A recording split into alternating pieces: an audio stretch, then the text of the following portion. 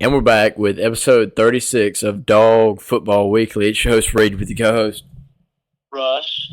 And Russ, 2 episodes in 2 days. We're back again today. Before we get going today, want to shout out our corporate sponsor, Daniel Sapp again with DS Detailing. We mentioned it in last night's episode. If you're looking for a car, truck, SUV detail in the 478, he's your guy. But Russ, let's just dive right into what we were, planning on talking about. Vandy game around 48 hours away. Russ, just tell me what I want to hear first is your overall score prediction. Okay, so I've been thinking about this. You texted me earlier telling me that we were going to do this. I had time to prepare. I'm going to sit here and I'm going to say I'm going to go 49-3. Ooh. I like that. I like that idea a little bit. And, one more question for you. We've really been a slow starting team except for last week. Do you think that kind of fast start, jump on them quick, kind of start to a game is going to continue this week or no? I think we're going to come out and do exactly like we did last week. We're going to come out and dominate from the first snap, and we're going to play physical and we're going to play fast. And we're going to do that the rest of the season. We're going to come out, show what we got in the first quarter. We're not going to be a second half football team anymore. As much as I'd love to see that, for some reason I got a feeling that Saturday's going to be. I think they're going to win. My score prediction for that game's probably I've been sitting at around 42-0, but I think they're going to I think they'll play more conservative than we saw against Kentucky. I don't think they're going to show as much because, for a while we thought, well, this offense just sucks. This offense just not sucks. It's not the word, but it's not explosive, and they don't open it up, and we don't attack downfield, and we're just going to, run the ball and, throw the short to intermediate passes. But then last week we see them open it up when we're playing against a big-time team, and Kentucky is a very good football team. So, for some reason, I think that, it is Vanderbilt, and Vanderbilt is obviously considered, that's considered just you check that one off before the year even starts, regardless of what they have. So I kind of feel like they're going to play a conservative football game, and I think it'll take them a little while to get rolling Saturday. Well, I do think, the defense is going to play well. Vandy's, not very good, but so the defense is going to play well.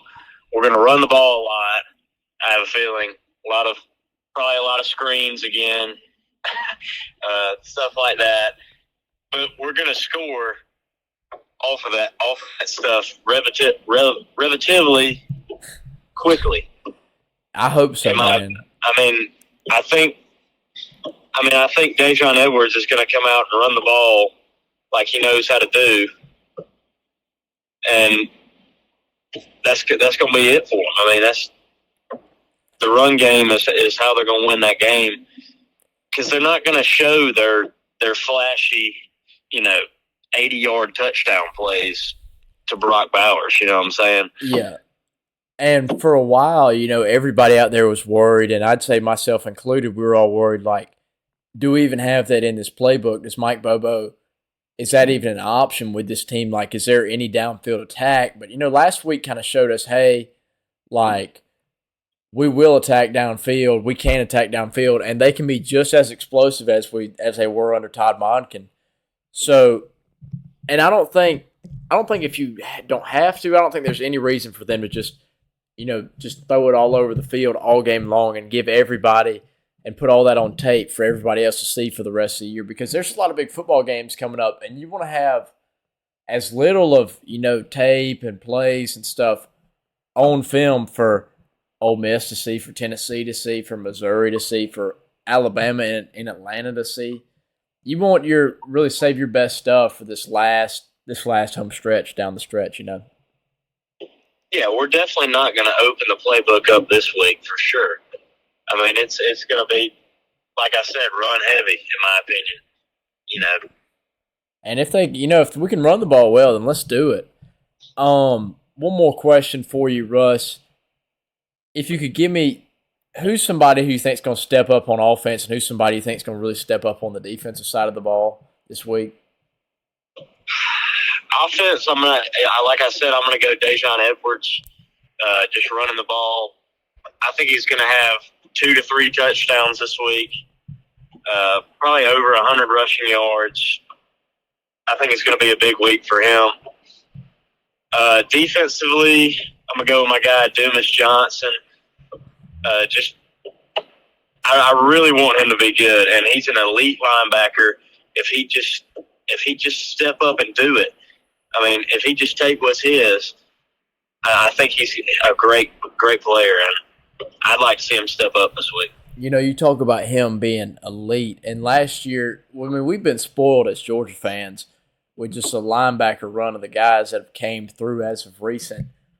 But, you know, Nakobe Dean goes to the NFL, Channing Tindall goes to the NFL, Quay Walker goes to the NFL. Those are 3 kind of inside linebackers. And then, you know, you have Smale and Jamon Dumas Johnson step in last year. And, I mean, Jamon Dumas Johnson specifically, I mean, he played like an animal last year. He was, in my opinion, he was a top 3 linebacker in the conference. You know, I thought he should have been, I don't know if he was all SEC. You know, I picked him to be an All-American before the season started. I thought he was going to have just a monster year and a monster campaign on his way to the NFL. But, you know, he's not playing bad football. He's not playing awful football, and neither of them are. But they're not standing out to you like they used to, because it used to be like these 2 guys were flying around the field, and they're both capable of it. But, you know, really they've been probably the 2 biggest disappointments for me this season.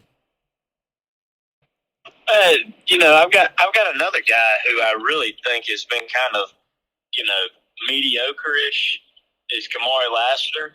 Yeah, I know you're really high on him, and I really like the guy. I just feel like he's not playing as physical as he normally does. Yeah.